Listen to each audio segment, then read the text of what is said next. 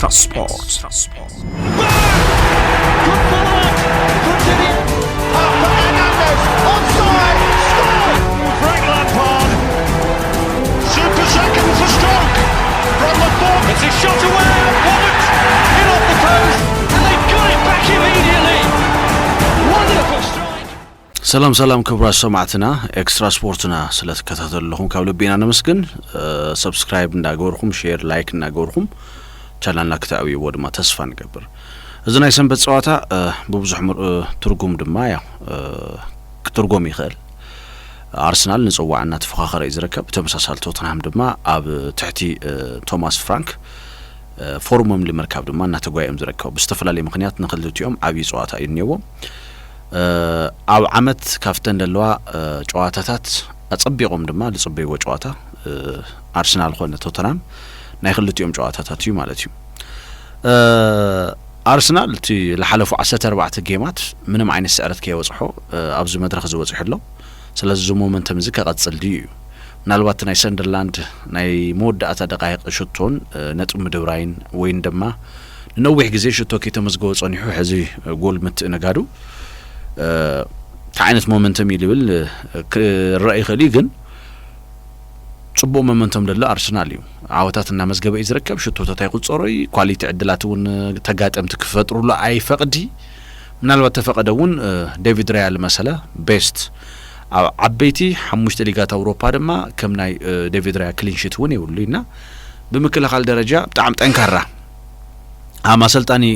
ማንቸስተር ሲቲ ፔፕ ጋርዲዮላ ውን በቃ ድግመት ሲነሉ የአርሰናል ይሉ ሐሳብ ገሊጹና ዝውን ከረአ ዝግቦ መስለኒ ናይ ቶማስ ፍራንክ ቶተንሃም ካብ ዝሐለፉ 7 ጌማት 3 ተሳይሮም እዮም ካብ ዝሐለፉ 10 ድማ 3 ጥራሕ እዮም ተዓዊቶም ስለዚ ኣብ ትሕቲ ቶማስ ፍራንክ ቶተንሃም ስፐር ቲ ናይቶም ሰበስልጣናት እምነት ልኩስኽ ዝጸዋታ ዝድማ ወሳነ ኮይኑ ኢና ንረኽቦ ኦፕታ ያው ቁጥርታት መምዝጋካሉ ጅምር ለቶተንሃም ስፐር ድማ ለሐደ ጨዋታ ከዕወተሉ ለኽእል ፐርሰንቴጅ 50 ትሑት ህይወ ይፈልጥ ማለት እዩ ስለዚህ ተናይ ሰንበት ጸዋታ ኣብ ኤምሬትስ ልካሄድ ለቶተንሃም ስፐር 13.7% ጥራሕ ይዕድል ህይወ ማለት እዩ እዚ ታሪክ ተመጻጻና ቶተንሃም ከመላኸተና ለኽእል አርሰናል ካብ ዝሐለፉ 6 ጨዋታታት ምስ ቶተንሃም ካብ ለካሄዶም 5 ዓወት ይመዝጊው እቲ ሓንቱውን ያው ማዕረ ለወጽላያ ካብ 1080 ድማ ኣብ ልዕሊ ስፐርስ ዝነውሐ ዓወት ይመዝጊውሉ አርሰናል አምና ድማ ናይ አርሰናል ዕድል ዝዓበየ ዝገብሮ አዝ ጸዋታ እዚ ሓደ ግዜ ታሪክ ለአርሰናል ስለልደግም ካብ ናይ ሜዳ ጸዋታ ማለት ውን 32 ለአክል ጨዋታታት ካብ ለሐለፉ እንድሕርዳ ንግምግም ኮይና afta ሓንቲ ጥራሕ ተሳይሩ አሜዱ ስለዚህ ቶተንሃም ስፐር ለሜዳ አርሰናል መጽዩ ዓወት ለመስገበሉ ብርግጽ ነውሕ ግዜ አሚን ካብ 32 ጨዋታስ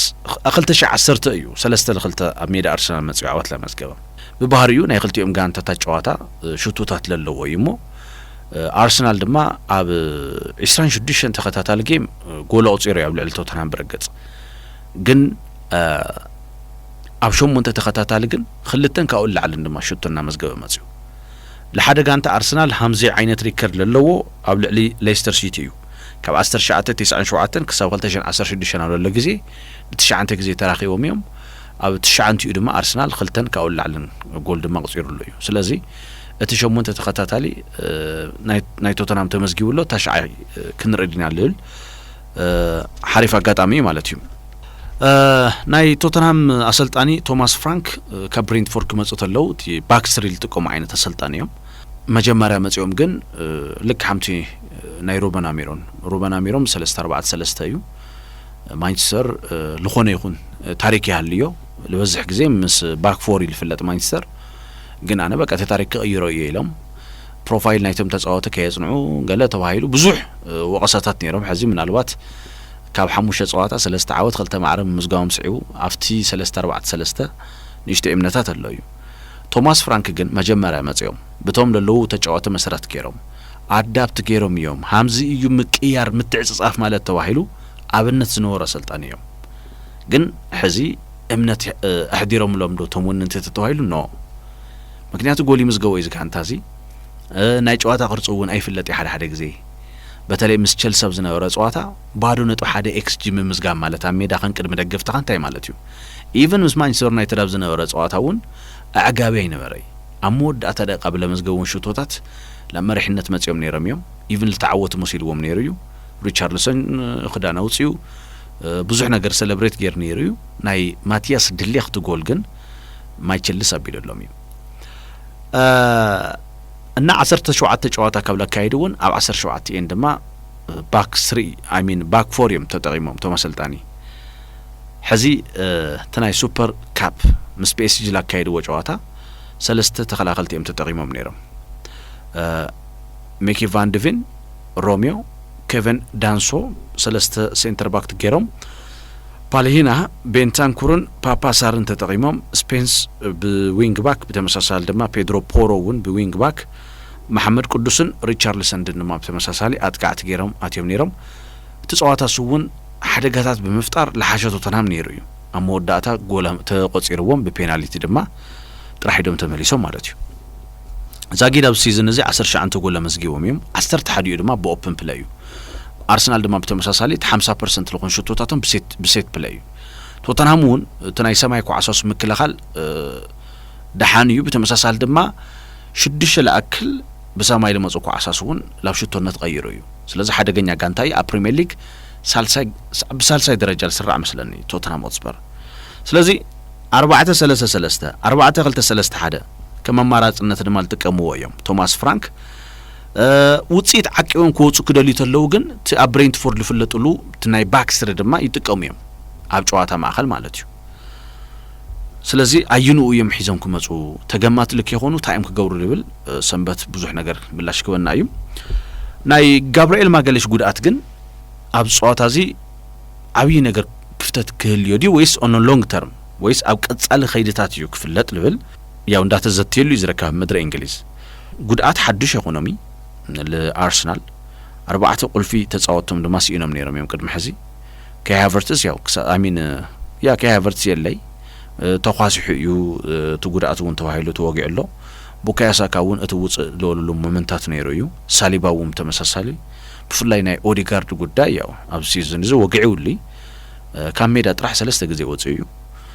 እና ካብ 17 ጨዋታ ሐምዝና ተጎድዎም ተጫወቲ አፍቶም 3 አጋጣምታት ጥራሕ እዩ ዓወት ለይቆኖም በሊቨርፑል ተሳይሮም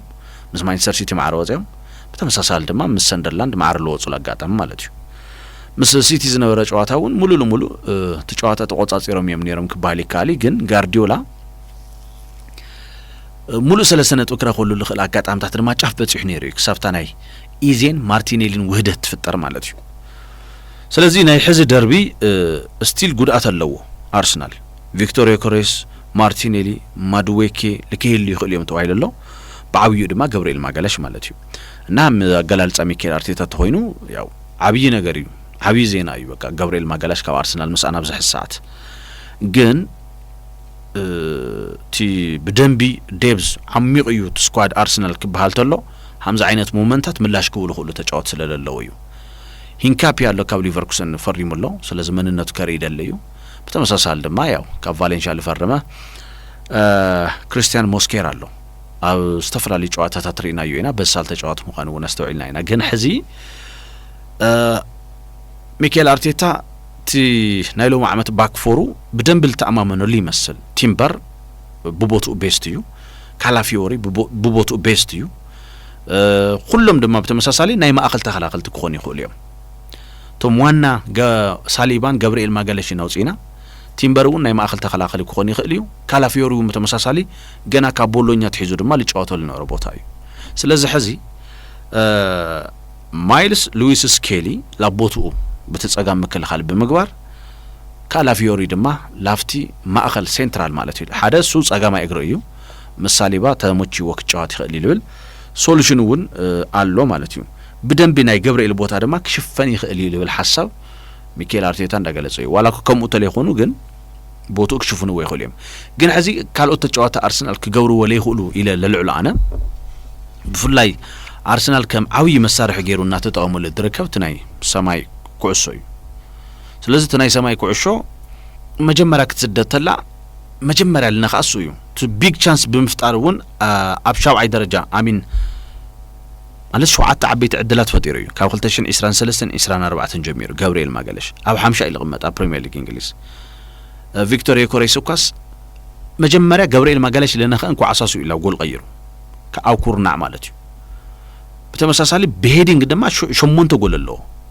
እዙውን ቀዳማይ ልገብሮ እዩ ኤሪያል ሞንስተርነቱ ፊዚካል ሞንስተር እዩ በተመሳሳሊ ድማ ዘሊሉውን ለነኸ እንኳ አሳሱ አለው ስለዚህ ሃም ዓቢ መሳርሕ ልጥቀሞም ቶማስ ፍራንክ ተናይ ሴት ፒስስ ቻሌንጅ እንድሕርዳ ወጪና ይኾይና ፍርቅ ኃይለ አርሰናል መኪትና አይና ኢሎም ስለዚህ ሓደ ካፍቶም ክምክትዎም ለሐስቡ ድማ ባአጉኡ ያው ተጎዲኡሎ ክሳብ ጥሩውን ለከህሊ ይኽእል እንዳተባለ ይዝረከብ ስለዚህ እዚ ብዙሕ ጉድለት ክህልዮ እዩ ወይ እንደማ ብዙሕ ነገር ከጉድልሃም ለኽእል አነ ፊል ይገብረለኹ ግን ብዙም ልባሃለው ተጻዋተ ድማ ክትካይ እንዳተባለ ይዝረከብ አርሰናል ምስ ቶተንሃም ይተጻዋታ ብፍላይ ናይ አርሰናል ካፍቶም በጣም ሓደገኛ ተጻዋተ ድማ ያው ቡካዮ ሳካ ምዃን ይፍለጥ ይሞ ግን ሳካ አፍቲ በጣም ሻርፕ ለሆነ ፎርሙ ሐምለ የለ ያ ምልክታትና ተራይም ዝረከው ኢቭን አብ ጨዋታውን ተቀይሩና ወጻ ይዝረከው ግን ድማ አርሰናል ሕዚ ትሮሳርድ ወናረኸው ይም ዝረከው ቶም ዕድረኹ ተጫዋታ ሓደ ጊዜ በደንብ እናጠቀሙ ይም ዝረከው ማርቲኔሊ ተቀይሩ ለአታ አይነት ተጫዋቱ ኢቭን ሐም ተጎደይና እንፈልጥሞ ሊያንድሮ ትሮሳርድ እሱ ለመዝገበን ሽቶታት በፍላይ ድማ አርሰናል ሙሉ 3 ነጥብ ይለርከባ አርሰናል ለመሪሕነት ለምጻ ምስተሙ ኾነን ናይ ለሐለፈ ዓመት ናይ ሰሜን ለንደን ደርብ ድማ በናይ ትሮሳርድ ሽቶውን እዩ ተፈልዩ ካብ 23 ለመዝገበን ጎላት ድማ ተን 13 አርሰናል መሪሕ ልክኾን ድማ ልገበራየን ስለዚህ ቶማስ ፍራንክ ካፍቶም ክጥንቀቅዎ ልግብኦም ተጻዋተ ድማ ሓደ ሊያንድሮ ትሮሳርድ እዩ ካብ ተወሳኺ ድማ ናይ ዋዕሎም ተጻዋቱን ክትንቀቀሎም አሰልጣኒ ቶተንሃም ቶማስ ፍራንክ ምክንያቱ ካብ 2023 ጀሚሩ ተጻዋቱ ቶተንሃም ለባዕሎም 7 ጊዜ ድማ ጎል መስገበም እዮም ብፍላይ ድማ ተኸታታሊ 4 ጊዜ ድማ ምስ አርሰናል ማለት እዩ እተን ተኸታተልቲ ለባዕሎም መስገበም ጎላት ድማ አርሰናል ሓደ ልባዶ ልክመርሕ ለገበራ አጋጣምታት የነሞ ሐምዛ አይነት ነገራቱን ልከይድገም በጣም ወሳንነት አለው ባህልየም በዞም ሁሉም ማዕቀነታት ድማ ናይ ሰሜን ለንደን ደርቢ ክንድሪዮና ታሪክ ሆነ ከረንት ፎርም ድማ ለአርሰናል ለጋድልዩ ስለዚህ ቶተንሃም ሆትስፐር ካብ ጨዋታ እዚ ታሒዞም ኮጽዮም ልብል ሐምቱ ኦፕታ ድማ ለዋሓደ ቁጥር ለሃዎም ሰኻቱም ኸታይቱ ልብል ድማ ትሕቶ ለአኻቱም ክንገብሮ ማለት ይከብሩ ሰማዕትና ኤክስትራ ስፖርትና ስለተከታተሉ ካብ ልቤና ነመስገን ሕዝውን ሰብስክራይብ ይገበር ላይክ ሼር ኮሜንት ውን ሃቡና ክብራ ሰማዕትና ክብረት ያበልና ኤክስትራ ስፖርት